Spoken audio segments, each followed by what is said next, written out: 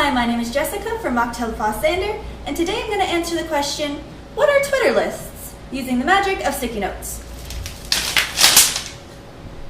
We're going to give a brief summary of how to use Twitter lists and how they can benefit you.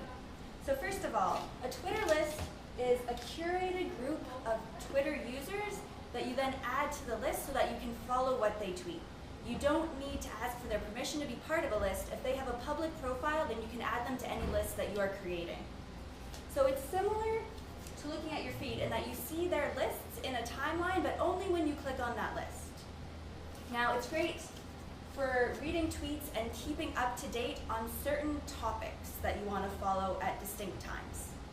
So the first aspect of Twitter lists that we're going to talk about are private lists.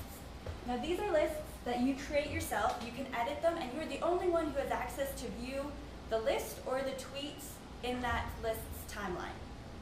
So they're great for keeping up to date on personal interests, especially if you're a small business or operate your own business, and you only have one Twitter account. You don't have a personal one, but you're still interested in following a few celebrities or a few personal interests, and you don't want those to appear publicly on your Twitter profile. You can create a private list, so that then when you're interested in looking at your personal interests, you can click on that list and it won't show up publicly from your business.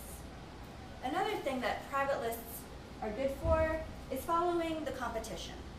If you want to know what your competitors are doing on social media, but don't want to be following them publicly, you can add them as part of a private Twitter list.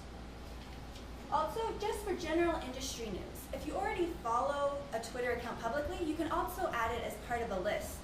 So that way, when you want to stay up to date on industry news, you'll see all of the tweets about that industry in the same list. So the second aspect that we're going to talk about is public Twitter lists.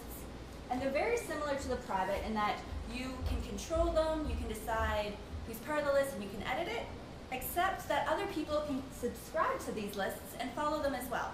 So it's a great way of saying, like, I like this. Whether it be your favorite restaurants where you live or your favorite design companies, it's a good way to kind of announce to the world, these are great people/accounts to follow. So on Twitter, you can also see what lists other people have added you to follow your content. And this is going to be under the Member Of tab. So it's a great way to see how people view you and how they view your content. You can look at the other members of that list to see who you're being grouped with, or the title of that list to see what you're being categorized under. And it's a great way to see how people are interacting and engaging with your content. Now, if you see that you're part of a list and you don't want to be part of that list, or you don't want that follower to see what you are tweeting, you can block that user and you will be deleted from that list. So as I mentioned at the beginning, this is just a brief summary of Twitter lists. They are a fantastic part of Twitter to look into and to use. They'll give you a great advantage.